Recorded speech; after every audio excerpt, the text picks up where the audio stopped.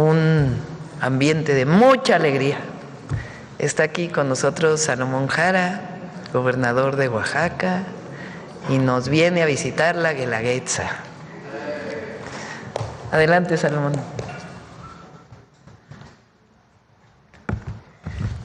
Muchas gracias, presidenta. Muy buenos días a todas y a todos. Con su permiso, presidenta. Me siento profundamente emocionado por tener esta oportunidad de invitar a todo el pueblo de México a que nos acompañe a la Guelaguetza 2025. Agradezco a nuestra presidenta por este espacio dedicado a la celebración cultural de México, el más importante. La Guelaguetza en zapoteco, Gendalezá, que significa ofrenda o acción de dar, tiene raíces que se hunden en el tiempo prehispánico.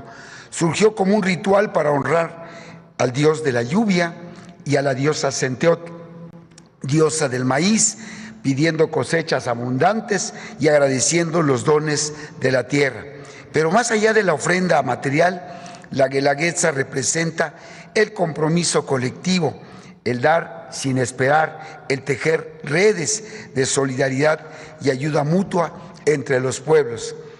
La Guelaguetza no es una fiesta más, es nuestra máxima ceremonia, es un ritual y un encuentro dialéctico entre nuestros pueblos al ritmo de sones, jarabes, chilenas y jaranas.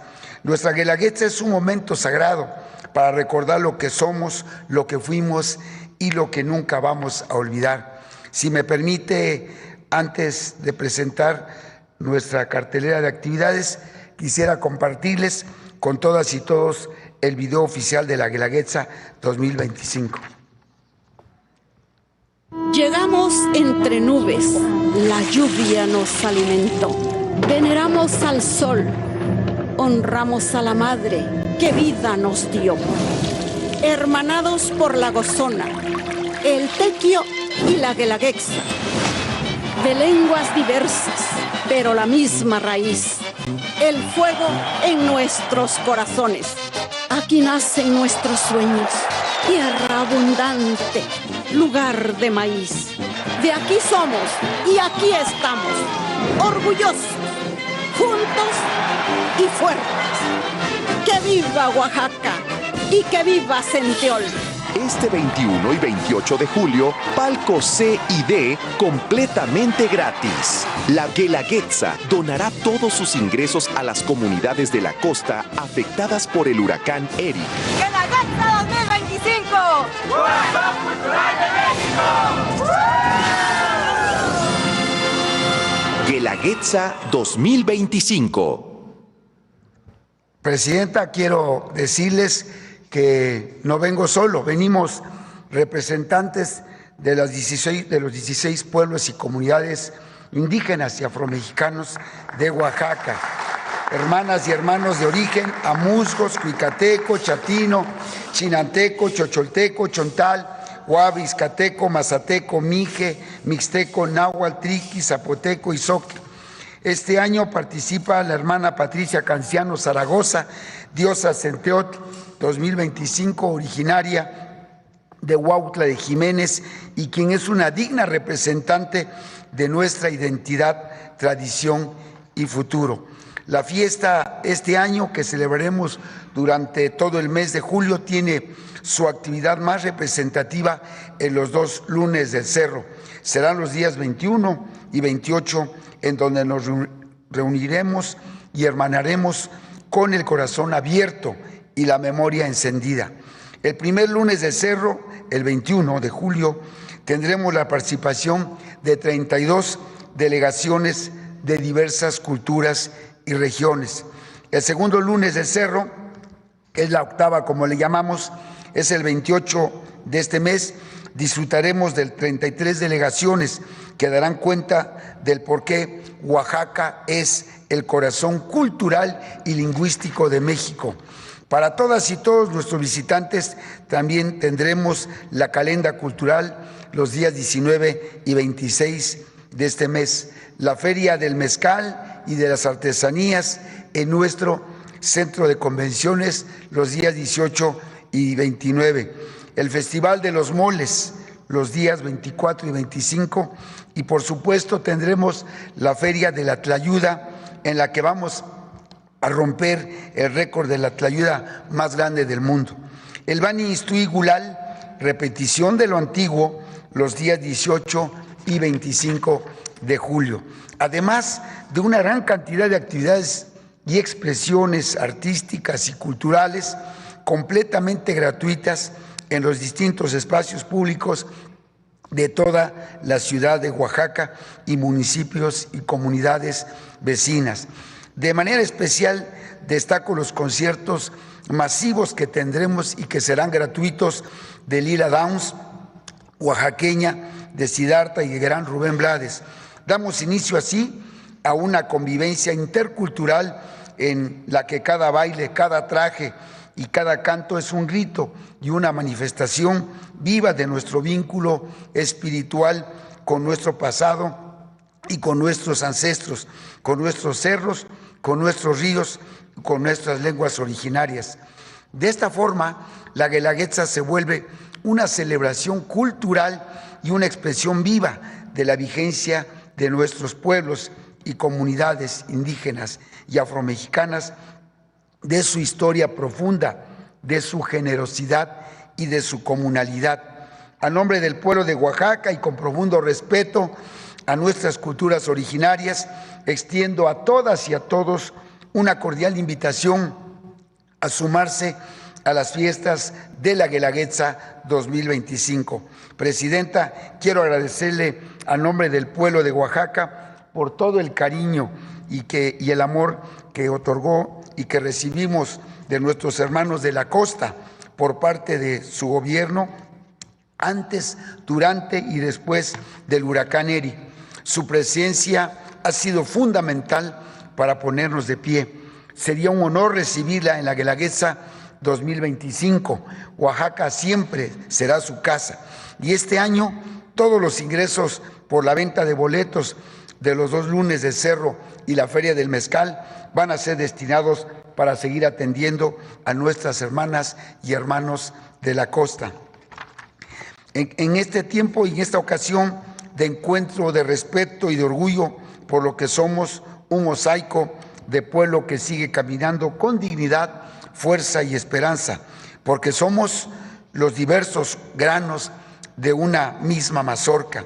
Si no lo hacemos nosotros, ¿quién preservará los rituales, los sabores, el olor de las flores o el canto de las últimas aves? Ojalá no se olviden nuestras canciones, ojalá perduren los sueños y las palabras, ojalá la memoria hable y lo estremezca todo para que el maíz siga siendo mujer y lo fecunde todo, que haga que cada día vuelva a nacer el mundo en la tierra donde Dios nunca muere. Que viva la Guelaguetza, que vivan los pueblos de Oaxaca, que viva nuestra herencia indígena y que viva México.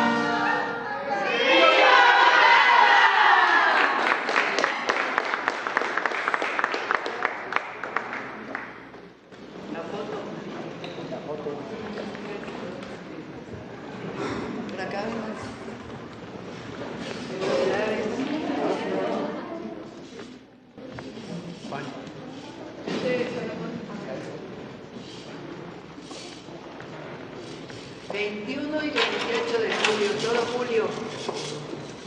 Oaxaca! ¡Que viva! ¡Que vivan los pueblos originarios! ¡Viva! De este lado, por favor. De este lado, por favor, mi hermano. Aquí todos al centro, por favor. De este lado, ¿no?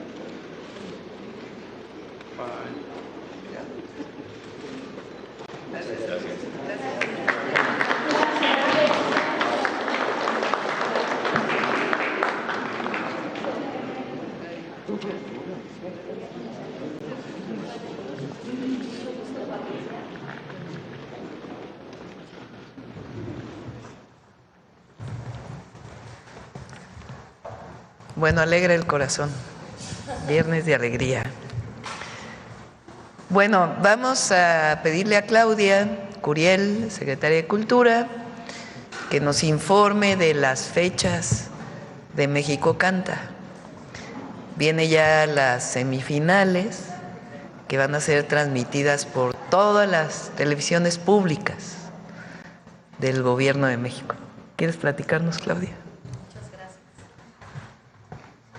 Muchísimas gracias, Presidenta. Muy buenos días a todas y a todos. Estamos ya en la fase de clasificación de los semifinalistas que se van a presentar a partir del 17 de agosto en adelante, todos los domingos a partir de las 8 de la noche, en todos los medios públicos, también por plataformas. Y justo ahora, ya a partir de la siguiente semana, entran a los estudios el primer bloque de los 8 finalistas que van a salir para la región este de Estados Unidos. Como les habíamos comentado, el concurso binacional está dividido en 6 regiones, 3 en Estados Unidos, 3 en México, con 8 semifinalistas por cada una de ellas. ¿Qué es lo que va a pasar? Ya van a notificar esta semana a los primeros semifinalistas de Estados Unidos, de la región de Chicago del Este, y se van a ir a grabar a los estudios DLS, que ahorita podríamos poner el videito terminando. Bueno, estos estudios de grabación son muy importantes en esta zona de Estados Unidos. Fueron fundados por emigrantes mexicanos de Durango desde el 2017 y es un estudio que se ha dedicado principalmente a apoyar talento emergente, a justamente trabajar con géneros regionales, mexicanos, duranguense, fusiones modernas. Ahí va a estar a la cabeza Álvaro André, que va a ser el director artístico de todos estos jóvenes, y a partir de la siguiente semana van a entrar a trabajar. ¿Qué es lo que trabajan con los especialistas del Consejo Mexicano de la Música en este acompañamiento? Pues ahora que les llamen y los inviten ya al estudio, vamos a volar a todos los de la región este a este maravilloso estudio. Van a trabajar con los profesionales para trabajar voz, para hacer una producción musical profesional, masterización, producción, para que las semifinales ya lleguen con un acompañamiento profesional y además tengamos la grabación, porque los vamos a subir a las plataformas para tener grabaciones profesionales de estos artistas. Pronto, como les decía, a partir de lunes se convocan a estos primeros jóvenes ya en una especie de campamento de profesionalización, y próxima semana vamos a tener ese video donde ya vamos a ver a los jóvenes trabajando en el estudio con sus canciones en esta primera impresión de lo que va a ser el concurso en este estudio de grabación. A partir del 17 de agosto ya son de manera presencial, van a estar por región este de Estados Unidos, centro, oeste, y en México, norte, centro y sureste. La final va a ser en vivo, va a haber una sorpresa también en la final, así como en cada una de las semifinales. Vamos a ir adelantando algunas cosas, ya comentamos cuál es el jurado, pero en cada una de las semifinales va a haber un talento muy importante de la región, que está apoyando el proyecto, que cree que los jóvenes son pues el futuro de esta nueva música, y vamos a tener gente muy importante que se están sumando al proyecto en cada una de las regiones. Entonces, a partir de ahora que podamos ir anunciando por estudio, también vamos a decir quiénes son los artistas que acompañan en esa presentación. Los jurados ya los conocen, y mucho más de lo que hicieron en los estudios de grabación, para que conozcan el proceso creativo de los jóvenes y este acompañamiento profesional. Entonces, la primera inscripción subieron sus audios con dispositivos móviles, porque nos interesaba que todos pudieran participar, que no necesariamente los que tuvieran la posibilidad de un estudio de grabación fueran los ganadores, y en ese sentido, que es algo que nos han consultado mucho. La vez pasada subimos algunos videos. Ellos son de los que subieron videos, algunos tienen estudios de grabación o tuvieron ese privilegio. Lo que hicimos con el Consejo es, para que todos estén en igualdad de condiciones, es que los que tenían producciones más complejas se les pidió que mandaran un audio a capela, es decir, solamente con la voz, sin ninguna producción, como todos los demás jóvenes, para que el jurado pudiera calificar en igualdad de condiciones. Entonces, verán que algunos tienen videos, que algunos en el micrositio solo tienen un audio, pero nos preocupamos mucho porque todos los jóvenes pudieran participar. Entonces, ya próxima semana traemos ese primer resultado de grabación en los estudios y más adelante informaremos pues grandes artistas mexicanos. ¿Cuándo van a estar en la televisión? En la televisión a partir del 17 de agosto. Esta fase es para irlos todos los domingos a las 8 de la noche en los medios públicos, y en esta fase lo que vamos a ir enseñando es el trabajo en los estudios de grabación, estudios emblemáticos. Ya mencionamos que van a estar en el de Vicente Fernández, en los de Intocable, en el de los Bukis, y bueno, agradecerle a toda la comunidad artística que cree que está apoyando este proyecto y que podamos presentar y que estén listos para ver este gran concurso con medios públicos. Muchas gracias, presidente. ¿Cuántos domingos son? Son 6 domingos a partir del 17 de agosto, 6 domingos, y después vamos a tener un lapso de 3 semanas donde se prepara todavía mejor a los 7 finalistas. Se van a volver a llevar a un estudio y lo que se va a presentar en la final ya es con orquesta, con músicos en vivo, con grandes producciones, como han pasado grandes festivales en la historia de este país hace muchos años. Ya hace muchos años que ya no existen concursos como estos que realmente privilegian el talento. Entonces, bueno, a partir del 17 de agosto, 6 domingos a las 8 de la noche por medios públicos, y 3 semanas después, el 5 de octubre, la gran final en vivo, donde el público va a ser el que elige a los ganadores. Muchísimas gracias, presidenta. Muy bien, ahora sí vamos a las preguntas. Voy. A ver, acá. Buenos días, presidenta. Manuel Alexi Ramírez, de Sin Línea y El Político en las Redes. Preguntarle, si gusta el gobernador contestarnos, ¿dónde más se va a dar difusión para tratar el tema? ¿En la Ciudad de México se van a realizar convenciones, eventos? ¿Qué otro tipo de difusión se va a dar en la Guelaguetza? Vamos a tener varios eventos culturales en toda la zona metropolitana de Oaxaca. Me refiero a Sachila, Etla, Cimatlán, Tlacolula, Matatlán, y tengo entendido que en la alcaldía de Tlalpan hay un evento también de la Guelaguetza de Oaxaca. Y lo mismo en agosto, nuestros hermanos oaxaqueños que viven en Los Ángeles, California, van a tener su Guelaguetza, lo mismo que en San Francisco, California. Entonces hay varios eventos culturales durante este año. Y mencionaba que los recursos obtenidos del boletaje se van a destinar a los damnificados, ¿cierto? Así es, en efecto, los fondos que le llamamos el Fondo Guelaguetza los vamos a destinar para los damnificados del huracán Eri. Como ustedes saben, el 19 del mes pasado tuvimos el huracán Eri con una categoría de 3, y la verdad que algunas comunidades fueron afectadas, pero las atendimos y hoy se requiere también seguir apoyándolas. Muchas gracias. Gracias. Presidenta, en otro tema, preguntarle si ya tiene algún reporte actualizado sobre la redada que hubo ayer en California, en el sur de California, en una granja. La Secretaría de Relaciones Exteriores mencionaba que ya habían estado en operación pues un sistema para dar atención. Se dice que hay alrededor de 100 detenidos. Se recibieron ayer 25 llamadas, se pusieron en contacto los familiares y está el consulado o los consulados revisando los centros de detención para saber realmente cuántos connacionales fueron detenidos. Estas redadas son muy injustas, pero además van a dañar mucho la economía de Estados Unidos. Además, parte de la injusticia, dañan mucho, van a dañar mucho la economía de Estados Unidos. Las y los mexicanos, y no solo mexicanos, sino de otras nacionalidades, latinos, fortalecen la economía de Estados Unidos, la han levantado. Sin esa mano de obra, pues lo que va a ocurrir es que los campos de California y otros estados pues no van a producir.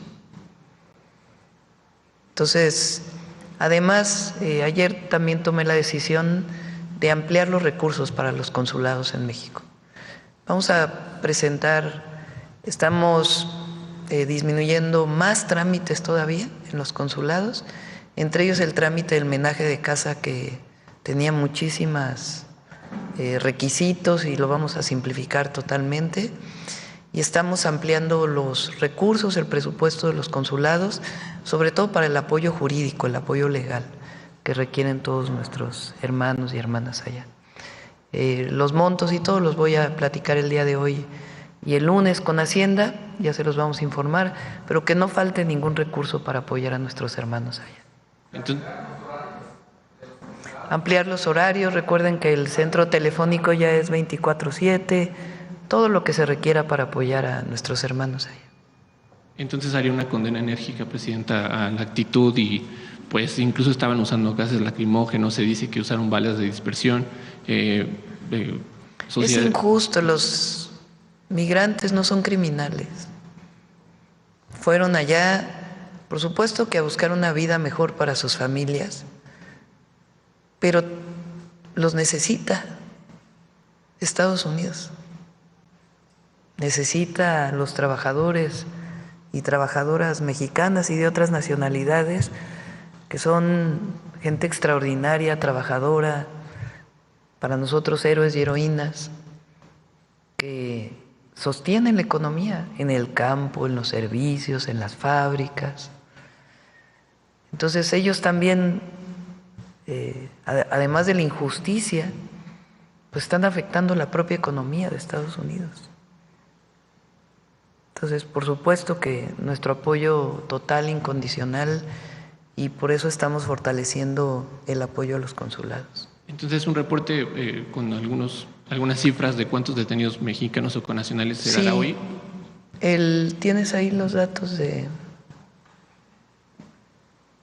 hasta ahora de la redada de ayer que fue en los campos? Repito, solamente en este momento tenemos el número de llamadas y hoy están, desde ayer están, pero hoy están visitando para poder dar la información y el apoyo a las familias pues se da desde el primer momento.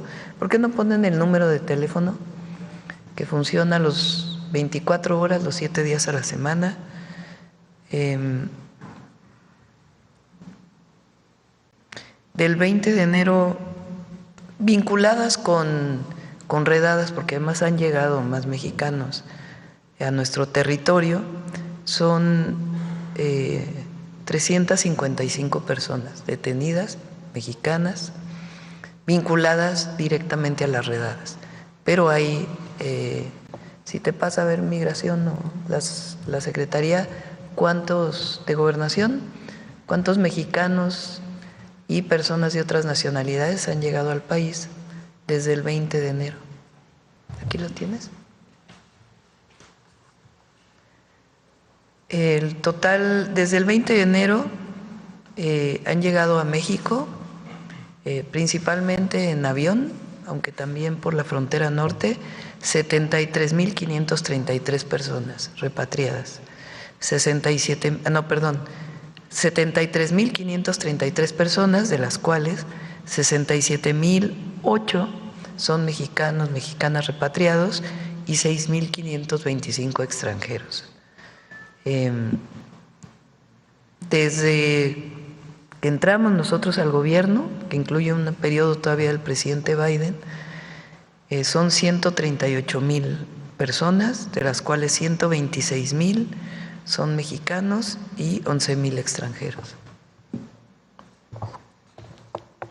También en temas internacionales, Presidenta, preguntarle si han estimado dentro del gobierno mexicano qué repercusión tendría este posible arancel con el que amagó ayer el presidente estadounidense Donald Trump a nuestro vecino y socio comercial también Canadá. ¿Esto representaría mayor tensión en la renegociación del tratado comercial? Está el equipo del gobierno de México en este momento en Estados Unidos, en Washington. La primera reunión es en la Casa Blanca, con representantes de la Secretaría del Departamento de Estado, del Departamento de Comercio, del Departamento de los Tratados Comerciales y del Gabinete de Seguridad de allá. Se fue una delegación de 5 personas encabezadas por el secretario Ebrard. Repito, el secretario de Relaciones Exteriores está en México, igual que el secretario de Hacienda, realizando otras labores, porque la primera reunión es a nivel de subsecretarios. Entonces, en realidad se fueron subsecretarios y va el secretario de Economía, porque más tarde va a haber una reunión con el secretario de los tratados comerciales de Estados Unidos.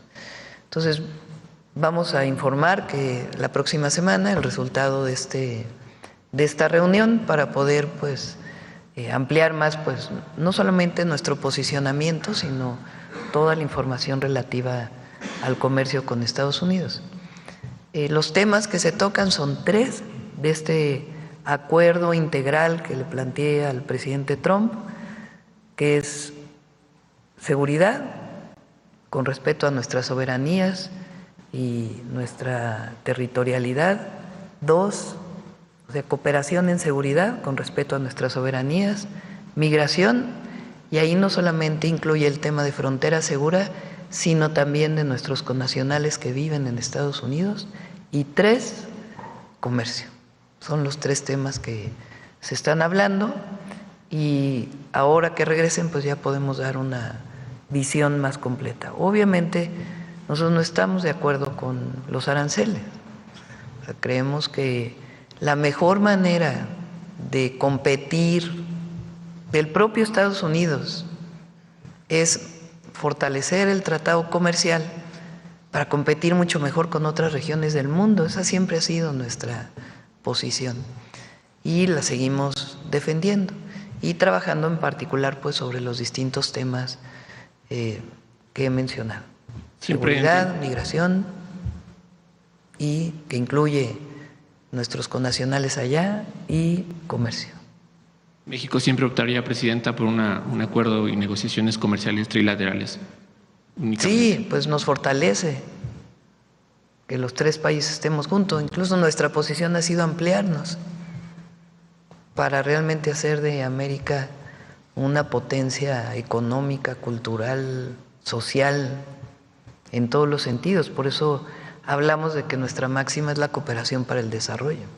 Por supuesto, el presidente Trump tiene su propia visión, y nosotros siempre vamos a buscar pues defender, en primer lugar, a México y a los empleos y al pueblo de México.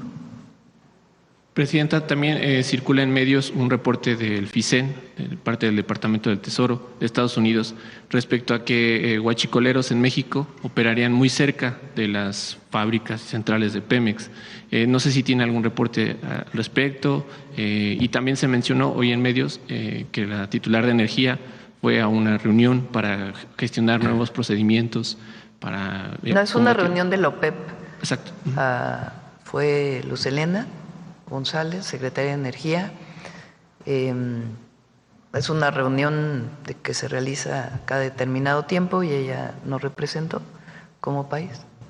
Entonces, ¿sobre el reporte, Presidenta, no tiene información? Sobre el reporte del FICEN, en el que dicen que los huachicoleros en México, incluso... Se están haciendo operativos diversos. Como bien lo señaló el secretario de Seguridad, estos operativos generan mucha información, tanto de combustible ilegal que entra por las fronteras, como de otras formas de extracción del combustible ilegal, desde el picado de ductos, que eso fue lo que disminuyó mucho en la administración pasada del presidente López Obrador, como otras formas también de robo de combustible. Entonces, conforme avanzan las investigaciones en estos operativos que se están haciendo y se fortalezcan las carpetas de investigación para las detenciones, pues ya vamos a ir informando más. Cuando viene de Estados Unidos a México este combustible, pues obviamente alguien de allá tiene que estar involucrado con alguien de acá. Entonces, incluso lo dijo el propio Estados Unidos en 2 o 3 comunicados acusando a algunas personas. Entonces, es parte de las investigaciones que tienen que ser conjuntas, incluso. Entonces, conforme vayan avanzando estas investigaciones y se puedan cumplimentar órdenes de aprehensión, se va a ir dando más información. Y a la inversa, Presidenta, también en el reporte que le menciono, hablan de que incluso se trafica combustible ilegal de aquí hacia allá. ¿Hay algún reporte al respecto o eso se sabe algo? Pues ya se va a ir informando, que es muy importante y es nuestra posición en todas las negociaciones y en todas las mesas de seguridad. Es lo que hemos dicho, por ejemplo, del tráfico de drogas. No se puede hablar de que solo existe en México, porque ¿quién lo vende en Estados Unidos? ¿Quién vende? ¿Quién lava el dinero allá? Porque la venta de fentanilo o de otras drogas, pues es en las ciudades de Estados Unidos. Entonces, ellos no solamente deben mirar hacia México, deben mirar hacia su propio país y hacer las detenciones que tengan que hacer vinculadas con la distribución de droga y el manejo de los recursos allá. Igual, si hablamos de combustible, pues también es qué pasa allá. Entonces, por eso nuestra posición siempre ha sido, sí, nosotros vamos a ayudar a que no llegue droga a Estados Unidos, pues eso se hace hasta por razones humanitarias. Así como no queremos que llegue la droga a nuestros jóvenes, tampoco queremos que lleguen los jóvenes de Estados Unidos. Y se apoya y se trabaja conjuntamente y se colabora. También queremos que pare el tráfico de armas de Estados Unidos a México. Y también estamos esperando pues las detenciones del otro lado, que tienen que ver pues con la distribución y la venta de droga. Eso lo decimos públicamente y lo decimos en las reuniones que tiene el Gabinete de Seguridad con Estados Unidos, con el embajador. Lo hemos planteado abierta, pública y en privado. Eso es la colaboración, la coordinación en el marco del respeto a nuestras soberanías. Ya por último, Presidenta, abusando del tiempo, se sabe que hoy va a confirmar Ovidio Guzmán su culpabilidad en Estados Unidos. Usted había mencionado que cualquier imputación que se realizara en estas declaraciones tendrían que demostrarlos en Estados Unidos. ¿La oposición ha manejado esto para decir, no, pues que esperan? La oposición va a decir cualquier cosa. Ayer no vieron cómo se pusieron de molestos con el chocolate. No, bueno. Un chocolate que es el que más cacao tiene de todos los chocolates que se venden en el mercado. Hoy está. ¿Cómo va a combatir la obesidad y va a producir chocolates? Tiene que ver con el abuso del consumo del azúcar. La obesidad no es que esté prohibido consumir chocolates. Primero. Y segundo, es un programa para apoyar a los campesinos pobres de México. Eso es lo que más les molesta. Si hay programas de bienestar, les molesta.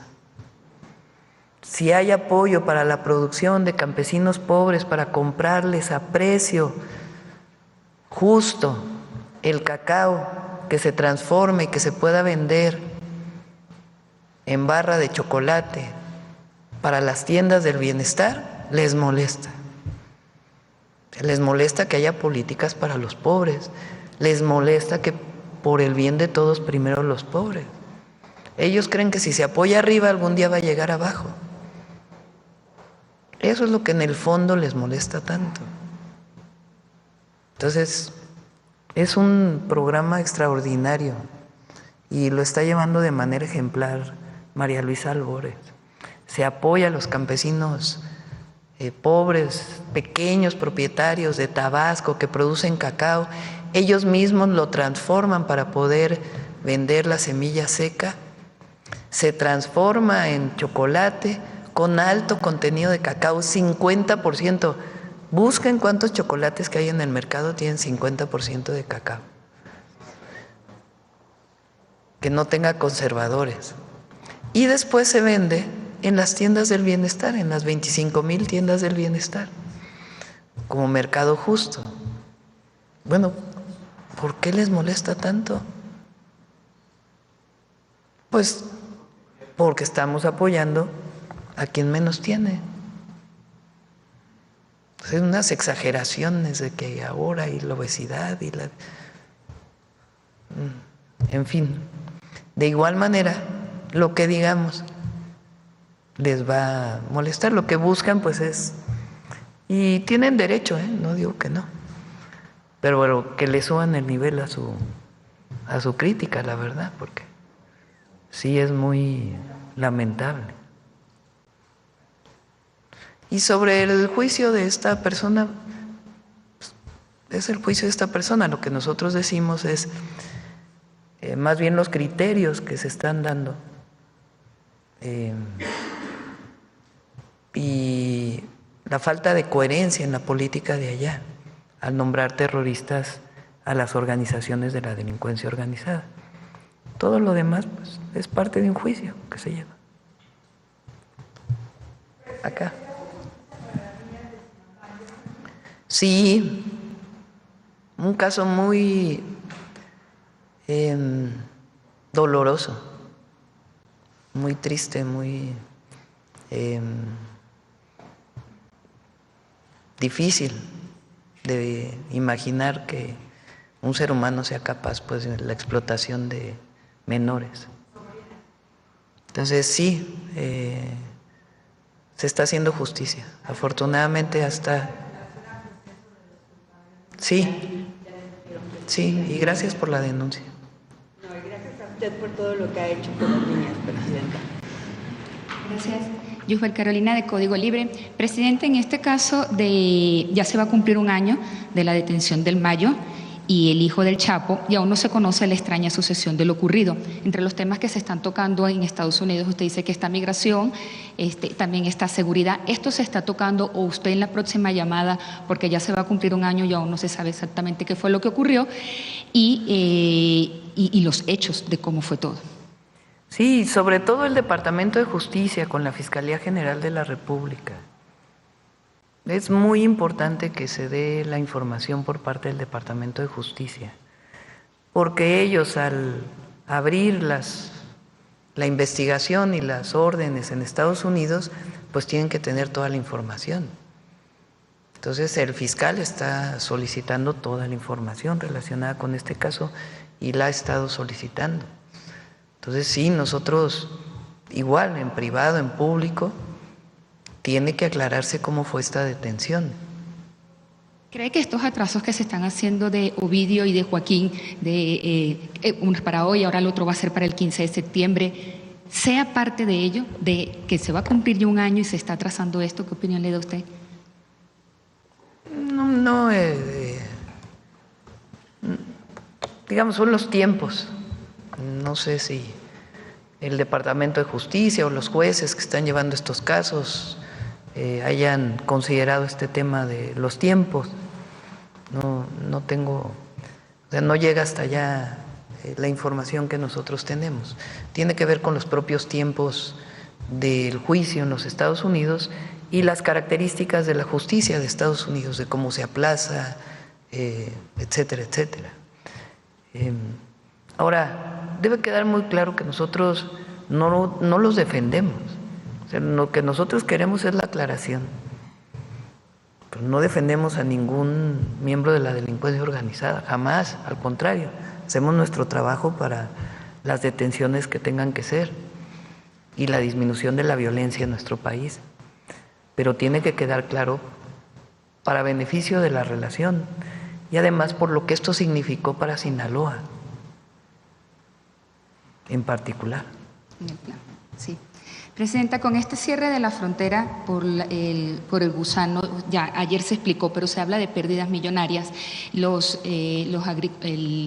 La gente de la agricultura y estos están preocupados, pero hasta hoy, usted ayer se reunió después con el secretario de Agricultura y se habla de qué pérdidas o qué se adelantó y qué más información se dio.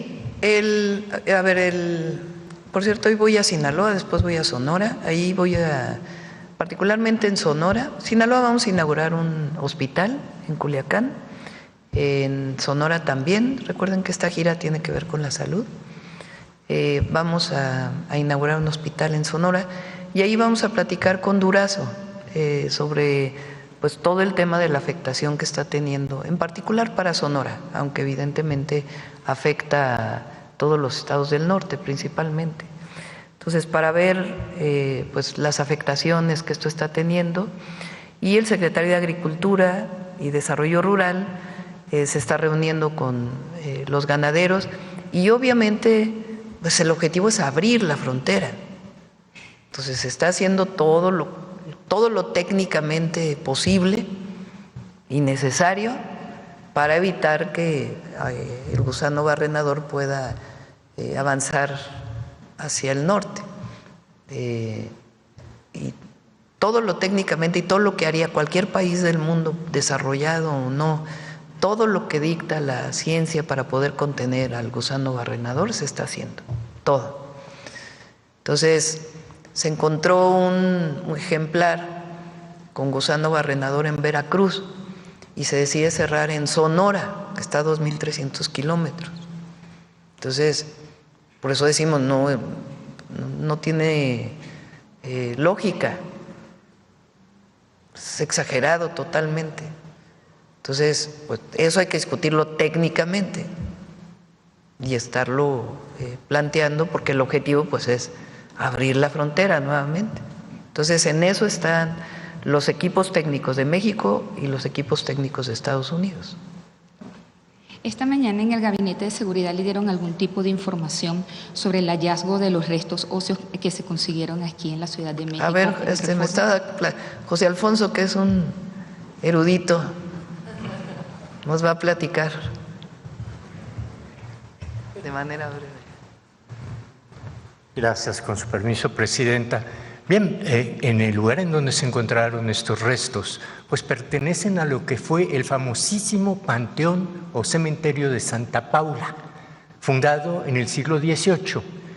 Hay que recordar que en 1758 hubo una epidemia muy fuerte de viruela que ocasionó 40,000 muertes en la Ciudad de México.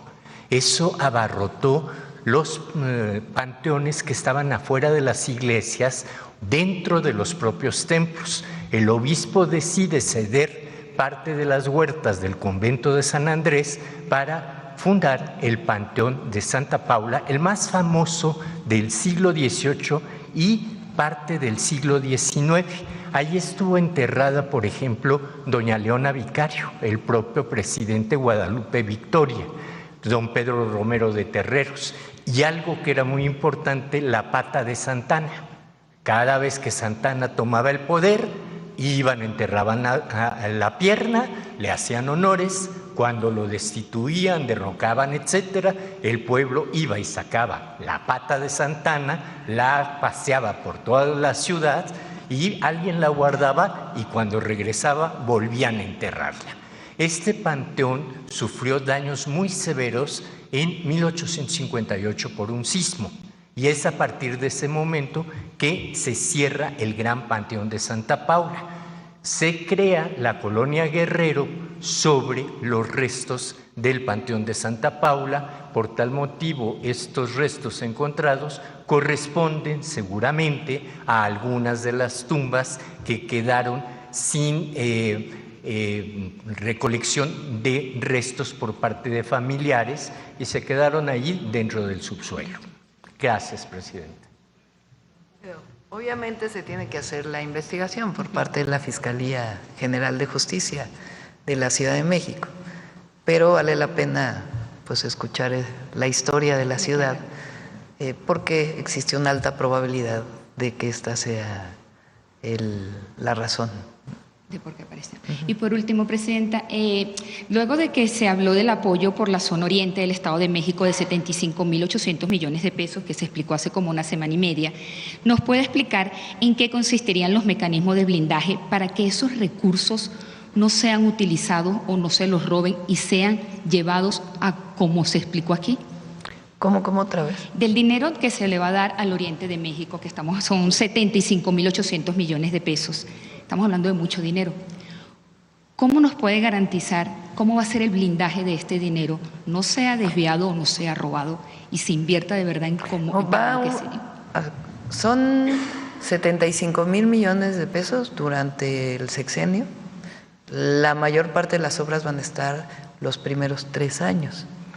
Son recursos que vienen del presupuesto federal, de la Secretaría de Infraestructura, Comunicaciones y Transportes, o de la Comisión Nacional del Agua, o de un fideicomiso que existe hace muchísimos años entre el Estado de México, la Ciudad de México y la Federación, que es el fideicomiso 1928, donde se reintegran el pago de derechos de agua por el Cutzamala y se utilizan para obras.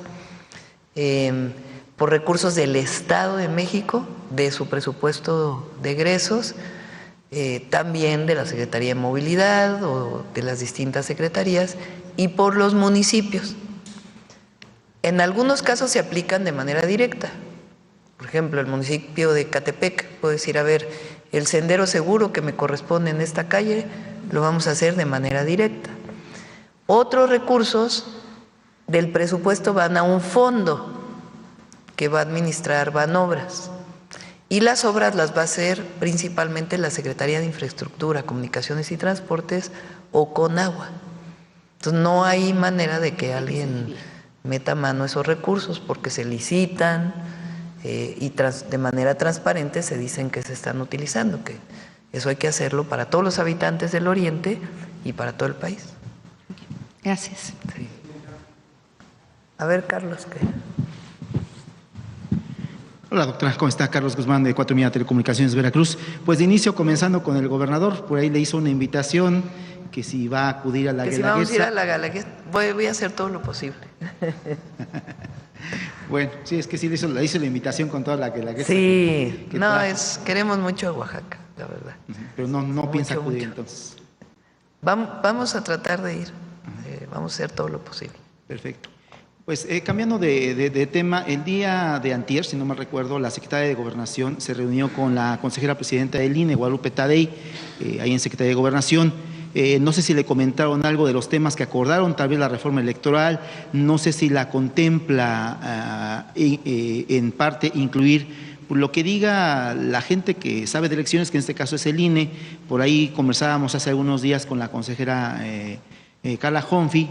Ella trae un tema de la cuestión de digitalización, hablando de cuestiones de agencia digital y todo eso, de que se pudiera pasar ya del papel, en algunos casos, a lo que es el voto electrónico, básicamente en consulados, tema de las famosas casillas especiales que nada más tienen 700 boletas y que siempre son el talón de Aquiles de cualquier elección, y también en el tema de los OPLES, si se contempla retomar esta desaparición de los OPLES y concentrar todo en lo que es en el Instituto Nacional Electoral, que tiene juntas distritales ejecutivas que hacen, digamos, como espejo a los institutos locales electorales.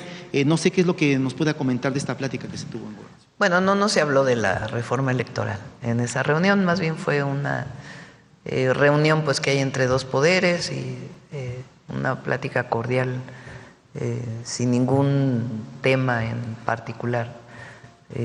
Siempre pues tiene que haber relación entre los poderes, aunque sean autónomos, pues siempre tiene que haber coordinación.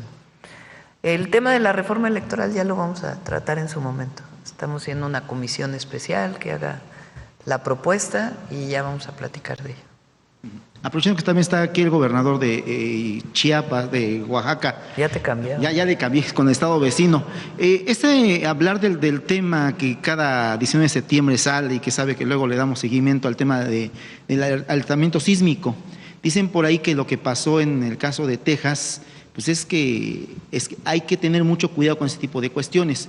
El sistema de alertamiento sísmico mexicano, usted bien lo sabe, con esta red ECOS que usted formó cuando era jefa de gobierno, pues puede incluir más cosas, más aparte de los sismos. Puede incluir alertar por huracanes, alertar por sequías, alertar incluso por cuestiones de tornados, que aquí en México no se da. Es preguntarle, en el caso de alerta sísmica, básicamente, que está por aquí el gobernador, se va a extender, aparte de Oaxaca capital, el alertamiento sísmico como lo tenemos aquí en bocinas, se va a extender por los teléfonos con el sistema que se le llama SMS. Ese es nacional. Ya va a ser nacional a partir del 19 de septiembre. Ahora, es muy importante porque ¿por qué sirven las alarmas en la Ciudad de México? Las bocinas que nos alertan de que viene un sismo. ¿Y cuándo funcionan y cuándo no? Un sismo que se dé, toque en madera, en alguna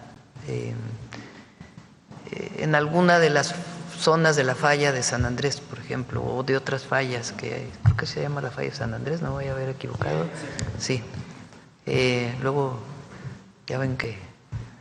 entonces, cualquiera de las fallas, donde esté el epicentro, las ondas, porque son ondas que se mueven sobre la Tierra,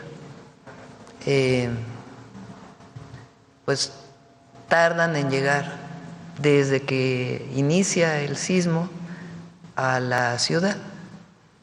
Entonces, si tarda 1 minuto, 2 minutos en que esas ondas sísmicas desde el epicentro hasta una ciudad tardan 2 minutos, pues entonces las alarmas que suenan en el momento en que inicia el sismo, pues entonces le dan a quienes viven en la Ciudad de México los minutos suficientes para poder salir de su casa o ir a un lugar seguro, etcétera. Si el epicentro al lugar de, por ejemplo, Ciudad de Oaxaca, toque en madera, está a 10 segundos, a 5 segundos, pues no hay posibilidad de alertamiento, porque es en el instante, porque no hay manera de predecir que va a venir un sismo. Así como en los huracanes vemos que se está formando una tormenta tropical y tiene las probabilidades de que sea huracán y se va alertando con tiempo, para decir esta tormenta tropical puede convertirse en huracán, ya es huracán 1, ya es huracán 2, ya es huracán 3, y se alerta a la población para que se tomen medidas con tiempo de anticipación, aunque en el caso del Otis, pues ocurrió que fue en horas que pasó de casi tormenta tropical a ciclón 4 o 5.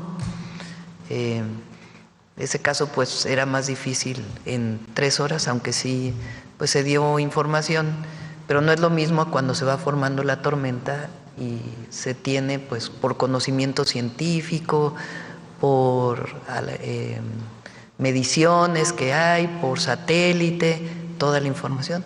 En el caso del sismo no existe científicamente la manera de saber que viene un sismo. Entonces lo único que se puede hacer es a las poblaciones más alejadas pues tener estas alarmas sísmicas, alertas sísmicas. Entonces ahí donde se puede, porque los epicentros están a suficiente distancia, se usan estos mecanismos.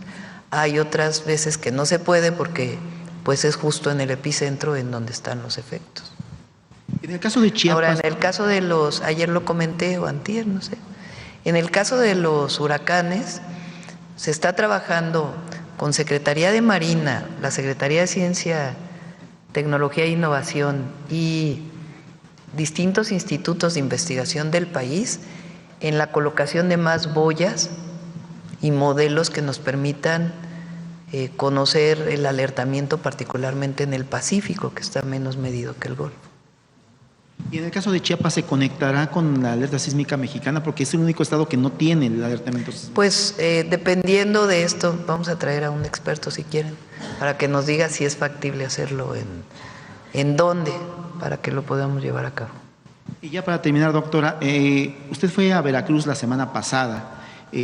Por ahí se tenía un proyecto en Coatzacoalcos de un basurero famosísimo, tristemente célebre, de Las Matas, así se llama, es un basurero a cielo abierto, que genera mucha contaminación. Había comentado en campaña que se iba a buscar la remediación justamente de este. ¿Qué nos puede decir? Sí, lo vamos a trabajar con Rocío, con la gobernadora. Ahí en Coatzacoalcos vamos a hacer un distribuidor vial muy importante. Se va a dar mantenimiento al puente actual, que tiene tensores, y algunas otras obras importantes, aparte del puerto, que se va a ampliar. Ya para finalizar, estamos viendo en redes sociales otra vez el tema de lo que tiene que ver con estos adeudos que tiene el SAT por la cuestión de las retenciones de impuestos después de las declaraciones. ¿Se va a terminar de pagar o qué le ha comentado? Sí, prácticamente está. A ver si te manda Tony el porcentaje, que ya reuní con él la semana pasada y prácticamente ya se regresó todo. Se hace una revisión para el regreso de IVA o el regreso de otros impuestos. Ya prácticamente terminó. Sí. A ver, vamos. A ver, acá vamos en la misma. Buenos días, presidenta. Gusto saludarle. Bertalicia Galindo, Alcanzando el Conocimiento. Bueno, pues hay algunos temas. Aprovechando que está la secretaria Claudia Curiel, quisiera preguntarle, después de que, bueno, se ha llevado a cabo todo este concurso de México Canta, ¿cómo van las cosas en las escuelas de artes? Sabemos, por ejemplo, que la Escuela Superior de Música ya tiene un nuevo director, acaban de elegir al maestro José Enrique González Medina, y bueno, también cómo van las cosas en el conservatorio y cómo van la política cultural para todas las escuelas de artes. Esa sería una pregunta. Muchas gracias por la pregunta, porque, bueno, como anunciamos, es uno de los proyectos prioritarios. Ya están en curso las licitaciones, estamos a nada de arrancar todos los trabajos que se hicieron en el plan maestro para recuperar todas las escuelas, el equipamiento, el trabajo con los alumnos, justamente la elección de los directores de las escuelas, tanto en conservatorio como en la superior. Fue un proceso que se acordó también con los alumnos, con las alumnas, para que también pudieran formar parte de las decisiones de la escuela. Entonces yo creo que vamos muy bien. Me gustaría más adelante, presidenta, traer avances de cómo va el tema del sistema de educación artística, y muy pronto se van a detonar ya todos los procesos de equipamiento, de remodelaciones y de intervención de mantenimiento mayor en todas las escuelas. Pero hemos logrado articular y trabajar muy de cerca con alumnas y alumnos, y es un proyecto que va muy bien, y me gustaría un poco más adelante presentar justamente estos avances y decir que es un proyecto integral que hace más de 40 años o quizá desde que se fundaron las escuelas no tiene una intervención profunda en temas tanto de actualización de los programas, de trabajo directo con los alumnos, como de equipamiento y de ampliación también de la matrícula. Hemos trabajado mucho con los estados para ampliar y para certificar y para que justamente los programas de estudios en educación artística pues tengan un alcance mayor con vocación nacional. Incluso en Oaxaca vamos a tener una escuela con el INA de restauración que el gobernador nos hizo el favor también de apoyar. Y bueno, estamos aumentando y creciendo de manera significativa el trabajo de educación artística y cultural con las escuelas también del INA.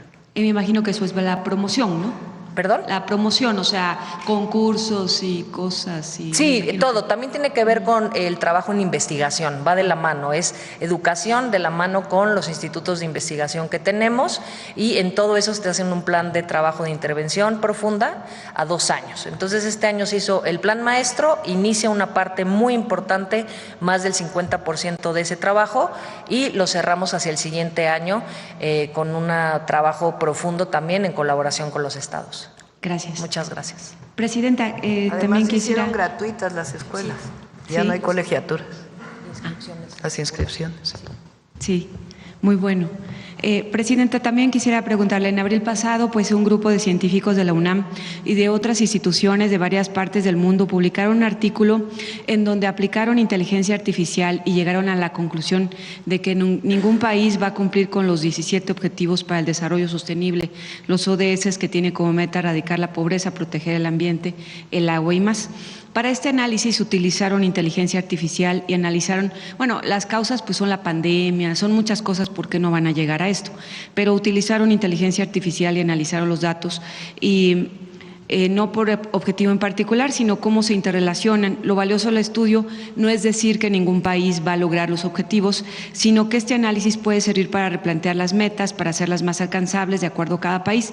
¿Usted consideraría revisar esta información y saber si este tipo de análisis con inteligencia artificial se está aplicando en el Gobierno de México o se pudiera aplicar en conjunto con las instituciones de educación superior, los centros de investigación, la CECITI, porque pues es un área especializada en algoritmos que todavía se tiene que desarrollar? Bueno, en lo que tiene que ver con disminución de la pobreza, México va muy adelante en los objetivos de desarrollo sustentable que fijó la ONU hace tiempo. No conozco el artículo, entonces no sé cómo se usó la inteligencia artificial. Lo que es cierto es que Rosaura está fortaleciendo el trabajo de desarrollo científico, tecnológico y humanista en el país. Lo vamos a fortalecer todavía en el 26. Recuerden que tenemos proyectos insignia, va muy adelantado el Olinia, la Casa de Diseño de Semiconductores, va muy adelantado también la fabricación y diseño de aviones no tripulados, de satélites. En el caso de las humanidades, particularmente del estudio y desarrollo de las lenguas originarias, de las lenguas indígenas. Entonces van muy avanzados esos proyectos. Ya habrá oportunidad de seguirlos presentando una vez que tengan resultados que se puedan mostrar aquí en la mañanera y obviamente en todos lados. Bueno, pues en otro tema, bueno, el mismo tema también de la inteligencia artificial. Hace un par de días, bueno, no es hace un par de días, hace unas semanas, el Tecnológico de Monterrey lanzó la convocatoria para el concurso Tech Prize 2025, una iniciativa que busca soluciones innovadoras para cerrar la brecha de habilidades laborales en América Latina, el Caribe, mediante el uso de la inteligencia artificial. Y bueno, pues aquí la pregunta es cómo pueden los trabajadores de la región aprovechar la inteligencia artificial para desarrollar habilidades. Aquí, en una ocasión previa, yo le pregunté sobre la regulación de la inteligencia artificial que está avanzando ya en el Congreso, y también la SEP está planteando que las instituciones de educación superior incluyan a la inteligencia artificial en sus contenidos y que hagan capacitaciones. Aquí, ¿usted cómo consideraría que las empresas, las pymes, las MIPYMES, las instituciones, pues tengan esa capacitación para poder aprovechar lo mejor de la inteligencia artificial? Recuerden que en el Plan México puse un punto que está desarrollando en este momento Pepe Merino de la Agencia de Transformación Digital y la Secretaría de Rosaura de Ciencia, porque el objetivo es crear el Laboratorio Nacional de Inteligencia Artificial, que tiene muchas aristas. Tiene que ver con educación, tiene que ver con desarrollo tecnológico, tiene que ver con desarrollo de programas abiertos, varios temas. Ya lo presentaremos aquí más adelante. Y bueno, en ese sentido también la secretaria de la CECITI, la doctora Rosaura Ruiz, se reunió en la tercera cumbre académica y del conocimiento de la CELAC y la Unión Europea, en un mundo pues con una polarización tan tremenda y con lo que está pasando en las universidades de Estados Unidos y todo eso, ¿cómo este tipo de reuniones y muchas más usted considera que pueden ayudar a que haya más intercambios con los alumnos, a que pues por ejemplo Singapur mandó recursos humanos para fortalecerlos y tener después, ¿cómo se va a fortalecer toda esta parte del conocimiento y también de los recursos, porque pues hacen falta recursos para la ciencia?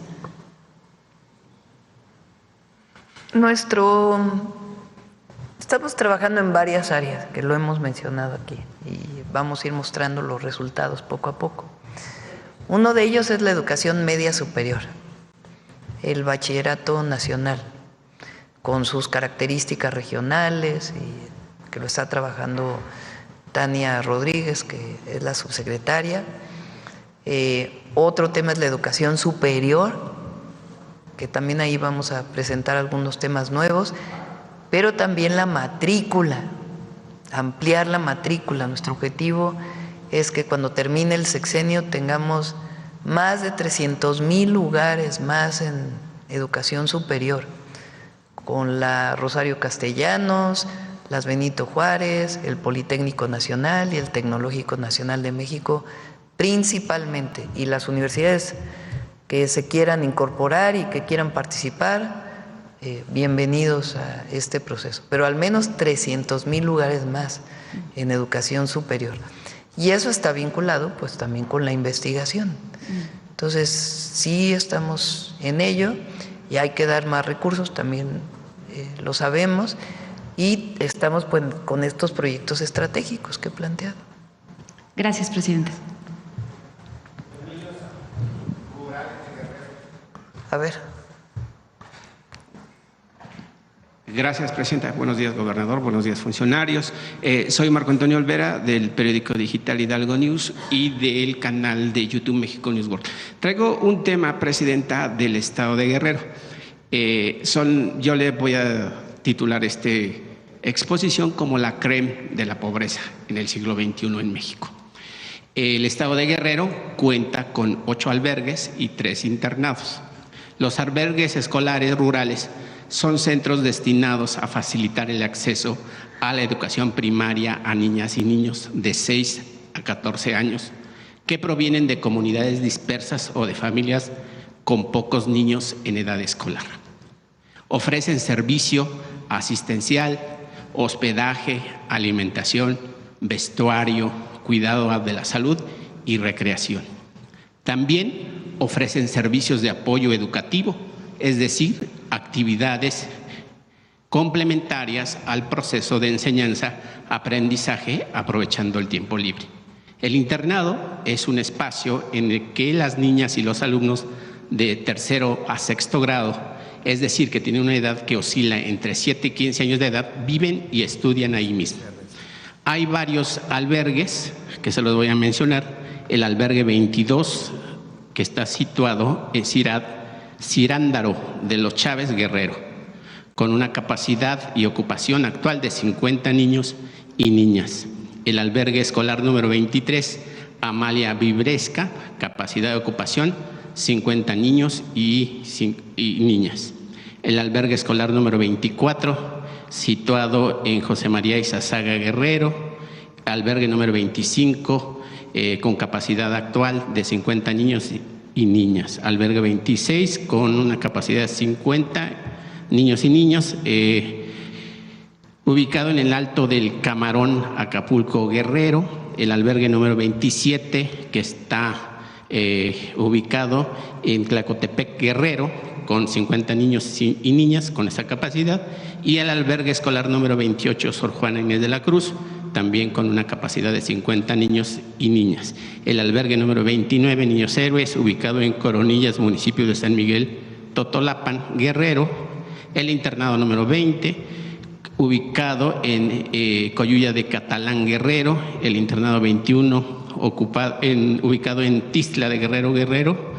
Y el internado 12, ubicado en Alpoyeca, Guerrero. Presidenta, todos estos albergues pues se crearon en la época del general Lázaro Cárdenas y también presidente de la República. Pues me he encontrado con la novedad de que, imagínese usted, el gobierno federal o estatal le dan 30 pesos a cada niño para que puedan puedan desayunar, comer y cenar. 30 pesos.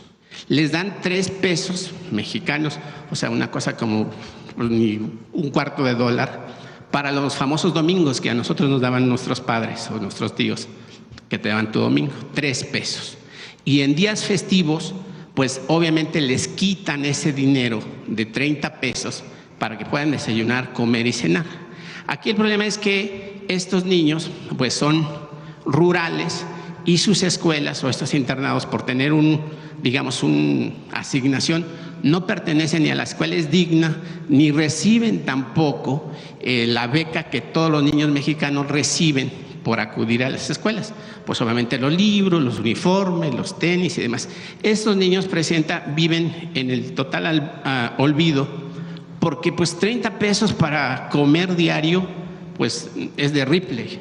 Entonces quisiera saber si usted, como jefa del Ejecutivo, podría girar instrucciones para que se atiendan las necesidades de esos niños. Ya se vio a la SEP, que encabeza el titular de la misma, y a la subsecretaria, y dijeron que pues, lo iban a ver.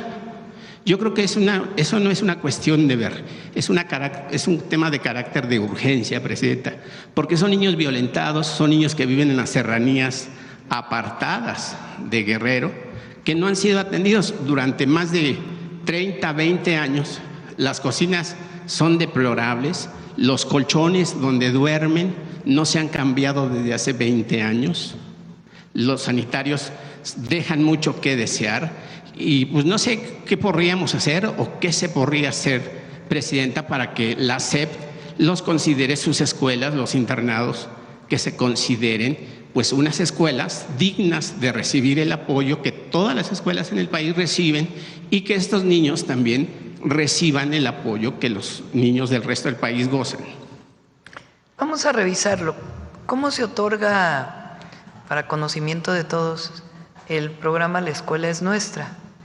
Recuerden que este programa consiste en distribuir recursos a cada escuela y que sea ejecutada la obra o la adquisición que requieran para la escuela por padres y madres de familia. ¿A qué escuela se les da? Tienen que tener un número de registro en la SEP. Correcto. El CLUE se llama, ¿no? Clave. Una clave. Sí, es una clave. Entonces esa clave, el CLUE es para salud. Tienen una clave los centros educativos. Sí. Sea escuela indígena, sea primaria, sea primaria multigrado, sea telesecundaria, todos tienen una clave. Correcto. Entonces, lo primero que hay que ver, y se lo vamos a instruir a Mario Delgado, es si tienen esta clave estas escuelas, porque es probable que no estén reconocidas por la SEP, a lo mejor hay que ver por qué. Porque son albergues o internados, Presidente. Por eso, vamos a ver cuál es la razón, a qué escuelas están vinculadas y apoyar a los niños y a las niñas, por supuesto. Sí, sería un acto de justicia social, sí, que además es lo revisamos con gusto. Que usted tiene. Presidenta, y con otro tema, usted hablaba hace 1 o 2 semanas que vendrá el titular de Pemex para que explique obviamente cuál es la situación financiera de la que vive la paraestatal petrolera. En ese sentido, también se ha dicho en las redes sociales que Carlos Slim ha invertido millones de dólares en la paraestatal. Quisiera saber si en esa exposición podría darse los participantes o inversionistas en esa paraestatal, pues con el cambio que se dio en el tema de energía, pues el 51% es del Estado y el 49% es... No, Pemex es 100%. 100%. Sí, Pemex tiene esquemas de inversión mixta con privados. Ok. Lo que se cambió por completo es que antes, cuando fue la reforma del 2013, competía Pemex para la explotación de ciertas zonas, bloques les llamaban, al mismo nivel que los privados. Entonces se abrieron las famosas rondas desde la Secretaría de Energía. Entonces, ¿quién quiere invertir en esta zona del Golfo, definida por estas medidas, esta superficie? ¿Quién va a invertir? Entonces, Pemex entraba a competir en la misma condición que un privado. Okay. Varios privados, nacionales y extranjeros, ganaron esas rondas. ¿Qué pasó? Muchos de ellos no les explotaron, porque su interés era ganar las reservas que había ahí para poder fortalecer sus acciones en alguna bolsa. Pero en realidad no hubo la inversión esperada, que se esperaba con esa reforma. En algunos casos sí hubo, hay empresas que están trabajando en algunos lugares, en un porcentaje pequeño. Pemex tiene otras formas de colaborar con privados, por ejemplo, contratos de servicio, o sea, que se contrata para que ayuden en la exploración o explotación de cierta zona con criterios muy específicos. Durante años esos contratos de servicios se hicieron muy leoninos en contra pues de la paraestatal, y cuando vas en contra de Pemex pues vas en contra del pueblo de México y de la nación. Entonces a Pemex se le dejó con esta reforma, o sea, ¿qué cambió? Que siempre lleva mano Pemex. Ya si Pemex dice no, yo no puedo explotar esta zona, se ve si alguien más lo puede explotar, pero lleva mano siempre Pemex. Pemex tiene la posibilidad de hacerlo con sus propias capacidades o de contratar a través de un contrato de servicios a alguna otra empresa o de esquemas mixtos que están perfectamente definidos en las leyes que ya se aprobaron, con el beneficio máximo para la nación y para Pemex. Entonces, en ese marco, desde hace mucho tiempo, hay privados que tienen contratos y que se están respetando. Entonces, así como la empresa de Slim tiene contratos en ciertas zonas, pues hay otros privados que también tienen contratos con Pemex. Ahora, en el esquema mixto, que tiene necesariamente que aportar lo que gana el Estado por el impuesto para el bienestar, que es el 30%, más beneficios para Pemex, puede acompañarse de algún actor privado. Desde la administración pasada se vio la posibilidad de que algunos de estos yacimientos, pozos en ciertas zonas pudiera acompañarse. Y ese es el marco en el que participan los privados, pero no es que ahora el capital privado va a venir a rescatar a Pemex, sino que se hacen contratos mixtos en algunas zonas. Ese es el criterio que se definió, dándole siempre prioridad a Pemex. La otra cosa que cambió en Pemex y ha ayudado mucho es que antes había consejos de administración de cada filial y de cada subsidiaria. Ahora hay un solo consejo de administración. Entonces ya no se dispersan las decisiones en un montón de organismos que así había quedado en la reforma del 2013. Ya se está integrando a la empresa de nuevo, pues para hacerla más eficiente y que sea realmente una empresa sólida de la nación. Entonces, Pemex tiene mucha vida por delante, muchísima. Tanto en producción de petróleo, refinación de petróleo, gas y otros nuevos áreas que está incursionando Pemex, que ya las vamos a informar. Entonces, el programa integral de largo plazo de Pemex lo vamos a presentar muy pronto, pero se está trabajando bien en Pemex. Presidente, y en ese sentido, muchos empresarios que trabajaron con Pemex, pues se siguen, usted ya indicó que ya dio la orden a la Secretaría de Hacienda para que se le pague a los proveedores o a la gente que se le debe. Por cierto, qué bueno que dices, por favor, a todos aquellos que no caigan en los coyotes, que hay mucho coyote, lo dije aquí alguna vez. Si Pemex les debe recursos es de manera directa, no tienen por qué andar usando un intermediario que les va a cobrar una parte y que no tiene ninguna capacidad ni de acelerar un pago ni de nada. La relación es directa de Pemex a los proveedores y se está resolviendo. Yo entiendo ese sentido, Presidenta, porque aquí nos ha indicado que ha dado las instrucciones a la Hacienda Pública para que se paguen esos proveedores, pero sin embargo ahora participará Slim o ya participa y sin embargo su empresa ICA pues le sigue debiendo a otras empresas. ¿Su empresa qué? ICA. No es Slim. Bueno, Slim es de ICA. Entonces, pues a mí considero injusto que si ICA, que es de Slim. ICA no es de Slim. ¿No? Es Carso, perdón. Entonces, no, tampoco. ¿no? Sí, Carso, sí. Bueno, el tema es que hay empresarios que se quejan que ICA SAP-DCB, con filial en Construcciones SAP-DCB, pues no pagan. También está otra empresa norteamericana, Sempra Energy, con una empresa española, Elencore SADCB, que también debe a empresarios con la cuestión esta del parque eólico, el cimarrón en la Rumorosa en Baja No, California. pero eso es otra cosa. Sí. Es otra cosa. O sea, también Exacto. Coparmex ayer mandó un comunicado donde decía que... Perdón, Daniel Escobar de Diario Basta. Ayer decía Coparmex, denunció en un comunicado que para liberar pagos a proveedores... Que no se acerquen a coyotes, cero corrupción. Nada de coyotes para cobrar una deuda en Pemex, no. Decía Coparmex que funcionarios de Pemex eran los que estaban... Pues que denuncien con todo gusto y ahí donde haya una corrupción vamos a actuar. Okay. Pero mucho se da por terceros que engañan a un proveedor y le dicen, si vas conmigo y yo te cobro el 10% de lo que te deben, yo te voy a hacer que subas en la lista de proveedores para que te paguen más pronto. Eso no tiene cabida, pues. Entonces, no se acerquen a coyotes, la relación es directa y lo que está haciendo Pemex, primero además son los pequeños, pagarle a los pequeños y se va a cubrir la deuda de manera integral, se está cubriendo, pero no, cero coyotaje de cualquier tipo.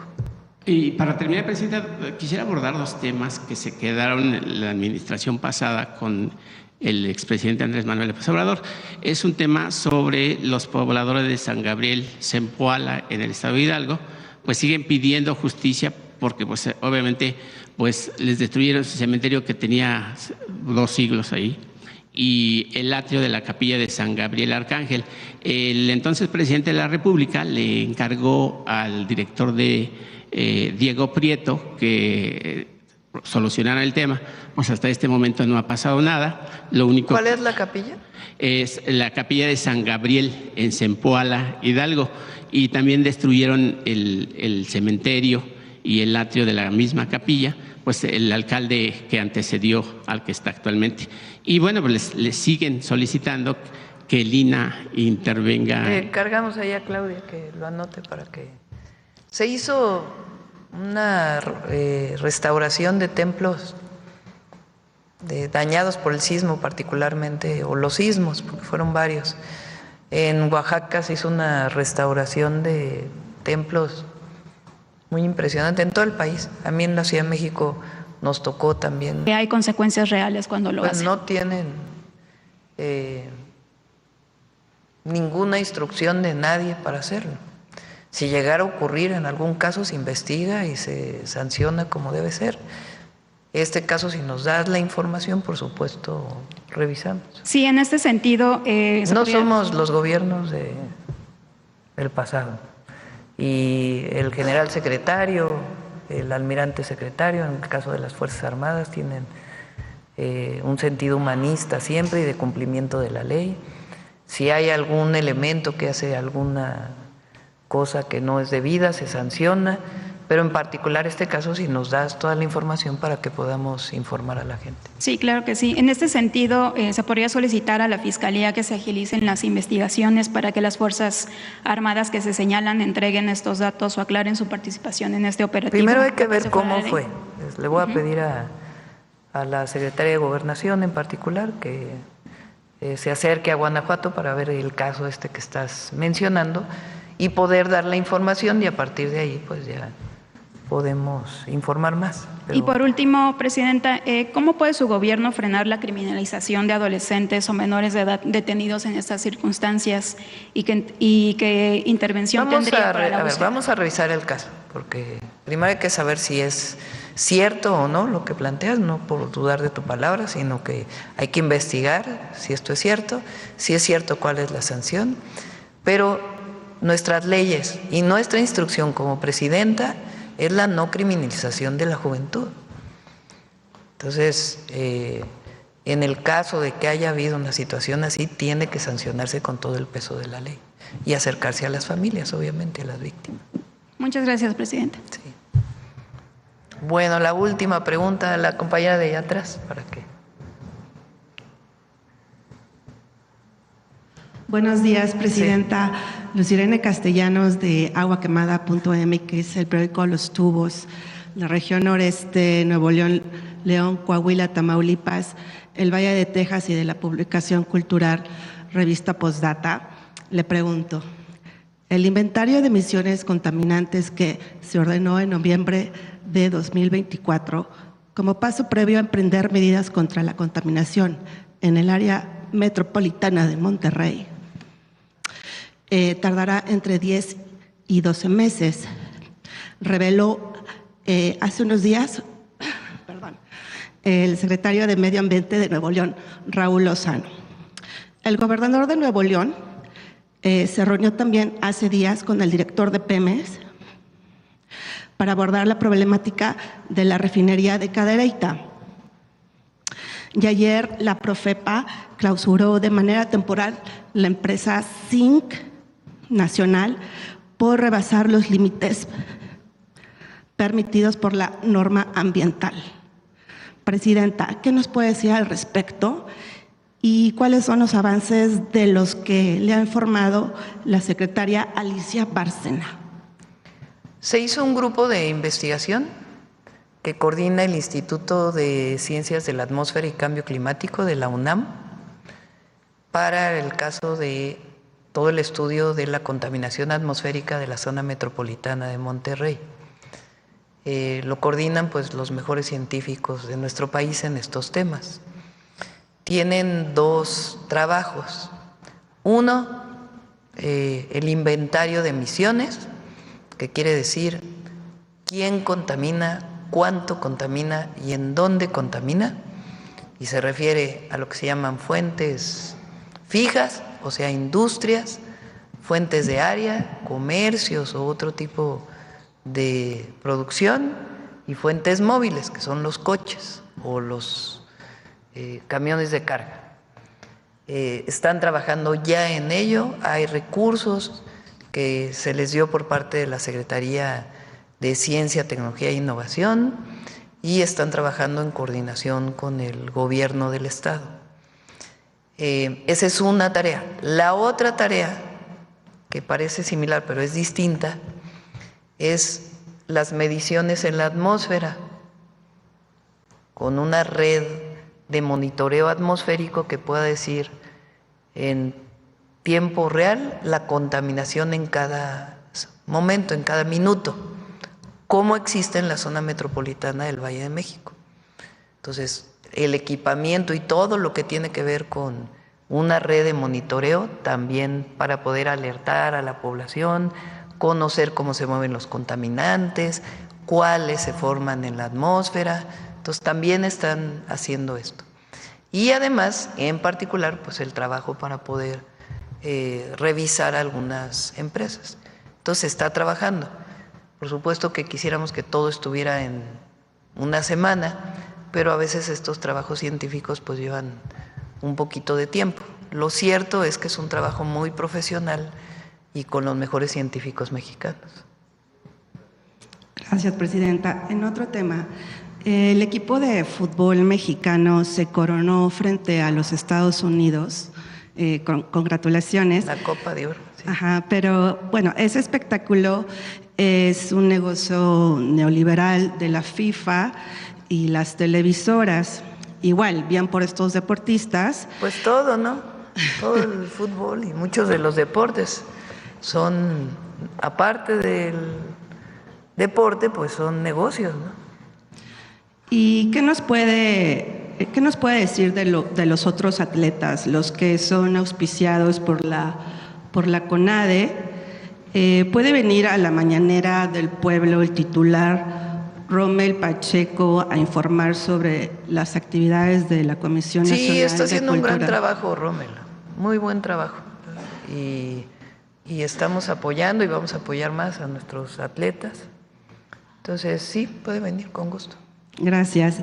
Y en otro tema, en redes sociales existe de nuevo una campaña en contra de la directora de Canal 11, Renata Turren, y de Luisa Cantú, de que piden su destitución por presuntas anormalidades de nepotismo y falta de transparencia en decisiones editoriales. La campaña es encabezada, entre otras personas, por la exdirectora de la extinta Notimex, San Juana Martínez. ¿Cuál es su opinión? Está haciendo muy buen trabajo Renata y va a hacer mejor trabajo todavía. Gracias. Y ya por último, terminó de leer el libro de memorias de la ex canciller alemana Angela Merkel. Sí. ¿Le dejó alguna enseñanza? Sí, es interesante porque cuenta desde su historia personal.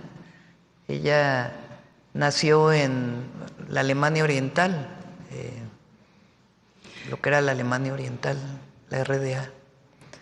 Y cuenta pues cómo fue el proceso de transición desde su perspectiva personal, de su familia, cuando cae el muro, y después cómo llega a la política, a ser canciller de Alemania, y las decisiones importantes que toma en determinados momentos.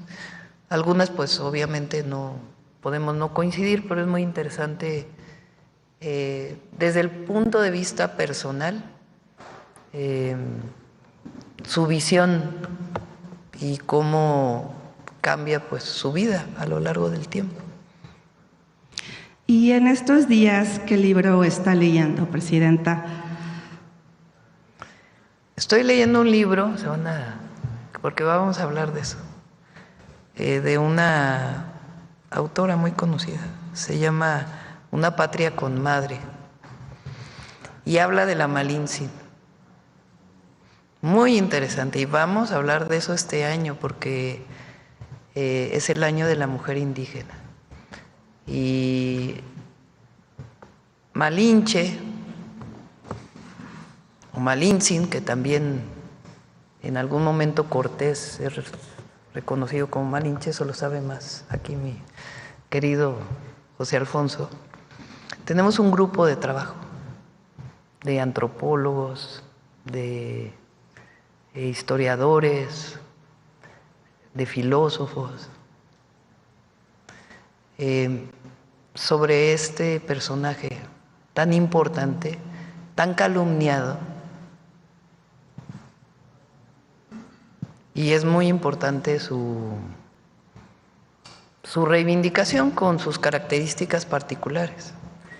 Entonces, ya que pase el 26 de julio, que recuerden que es la celebración de Tenochtitlan, de la fundación de Tenochtitlan, vamos a empezar a hablar de Malintzin. Entonces, por eso estoy leyendo este libro.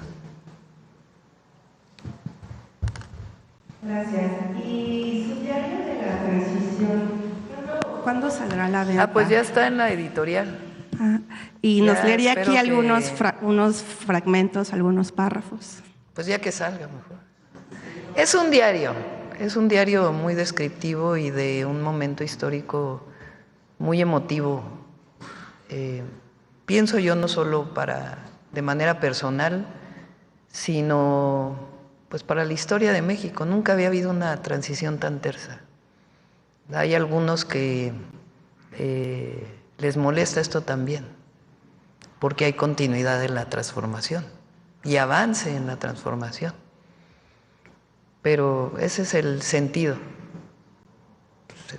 algo descriptivo y algo de pues lo que vivimos en aquel momento de transición y de recorrido por el país con el presidente López Obrador. Entonces ya está en la editorial, espero que pueda estar pronto. Gracias. ¿Sobre qué? Adelante.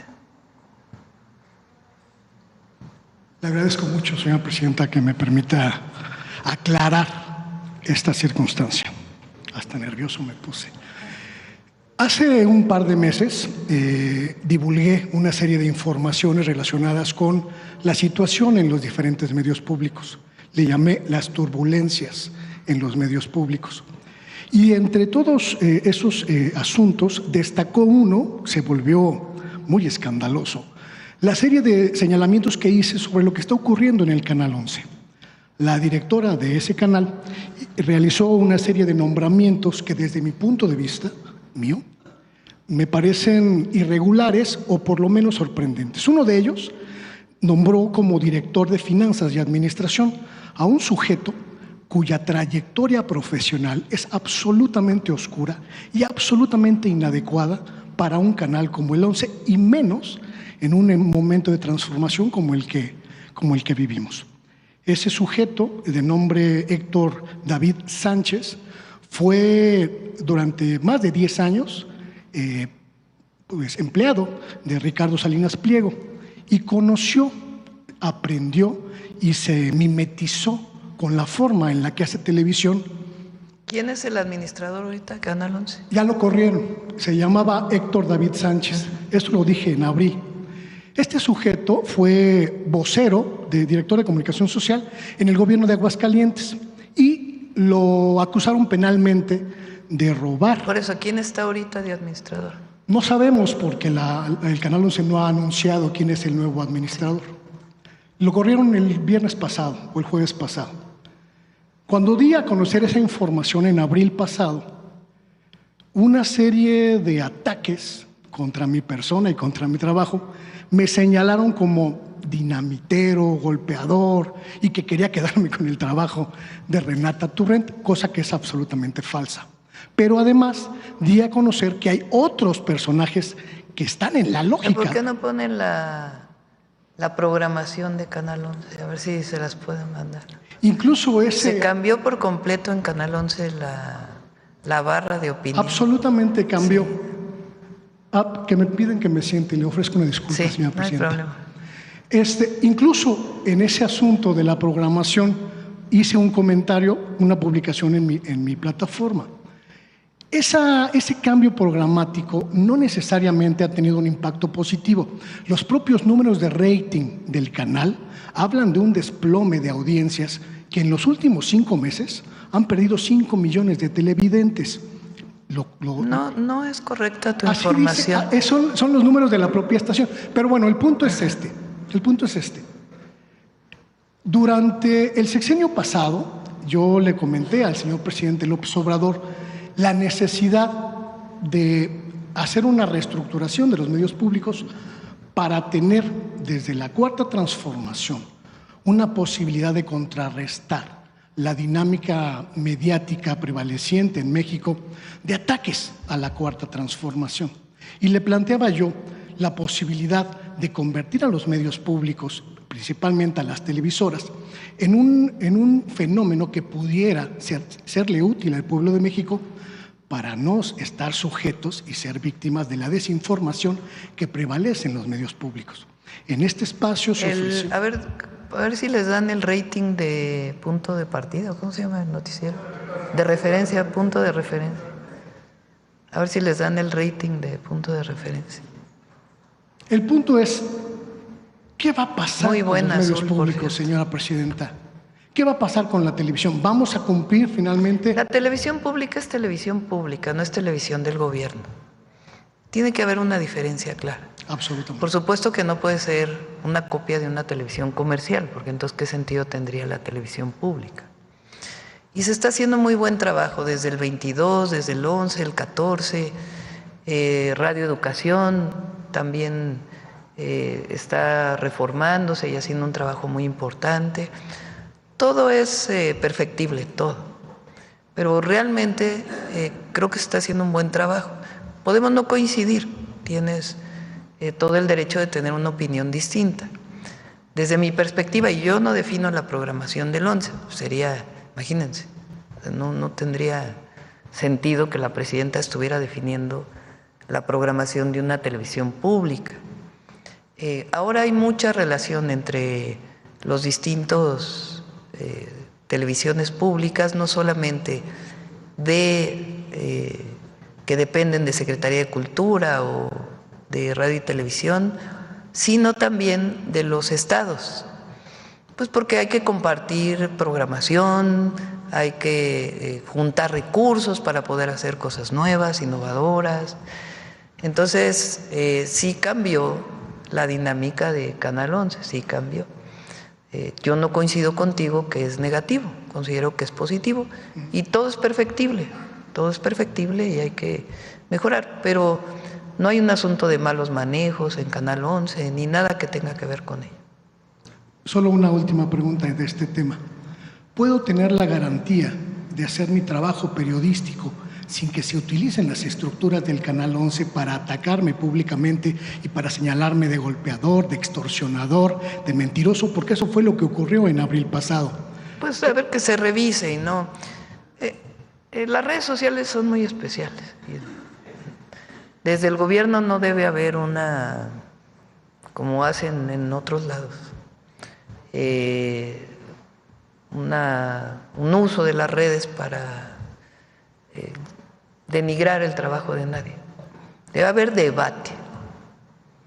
Hay algunas redes que se han especializado por los bots, por los robots, por todo lo que está asociado, los troles, etcétera, en denigración de personas.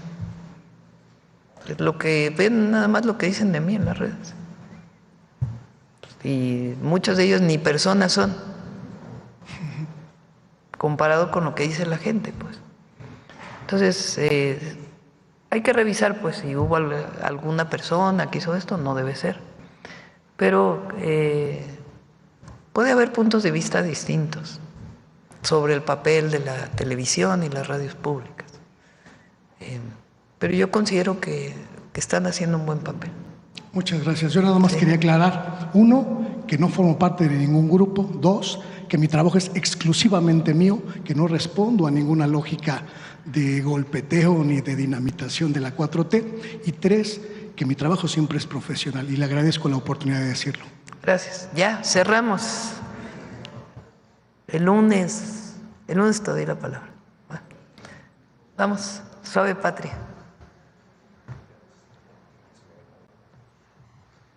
Con su permiso, Presidenta.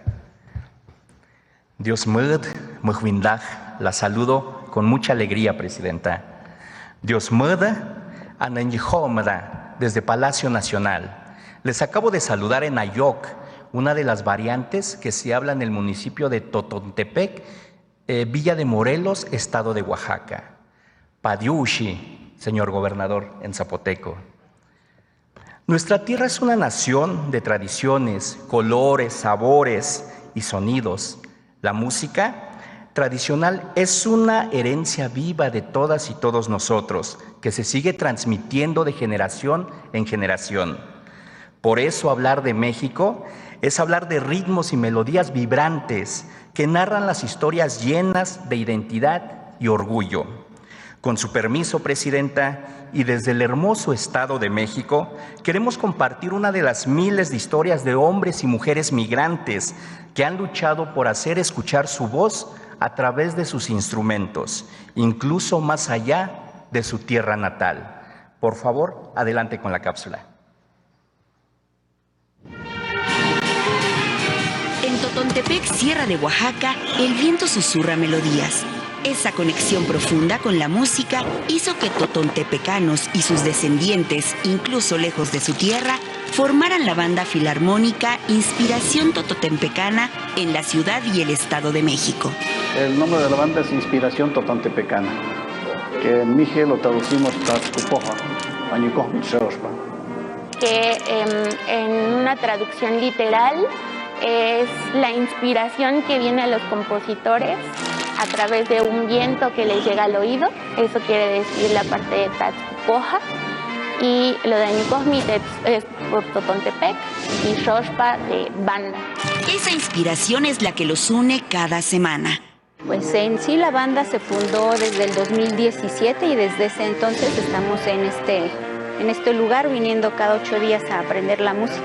Pero el propósito era crear una banda. Consideramos que es una forma de que uniríamos más a nuestra gente, a nuestros migrantes en la Ciudad de México y en el Estado de México. Algo que me gusta mucho es que dentro de la banda se mantiene la interacción intergeneracional. Creo que aquí lo más importante, más allá de sí tocar y venir a pasar un rato, es la convivencia que tenemos todos, ¿no? Y al tocar, también cantan y conservan su lengua madre, el ayuk.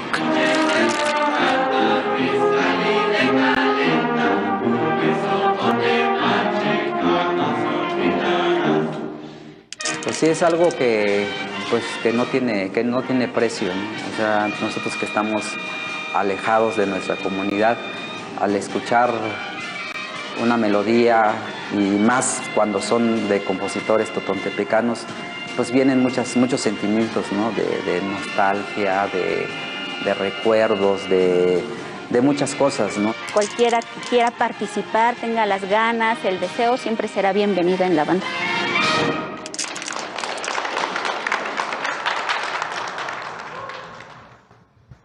Como vimos en el video, migrar no es abandonar nuestra historia. Migrar es caminar con la memoria de nuestras abuelas, abuelos, con sus sonidos, con sus luchas y sus raíces.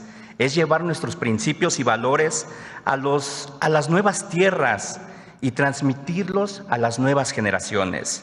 Desde Palacio Nacional expresamos nuestro más profundo agradecimiento a mujeres, hombres, niñas y niños que a través del tambor, la tuba, el saxofón, el clarinete, por nombrar unos instrumentos, nos ponen a bailar, nos ponen felices. Porque no importa dónde estemos, los Ayok siempre llevamos una verdad en el corazón.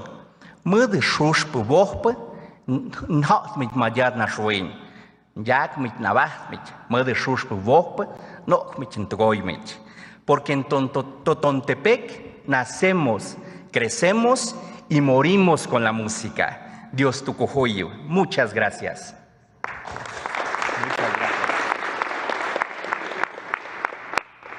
Vayan a Oaxaca, a la Guelaguetza. Gracias.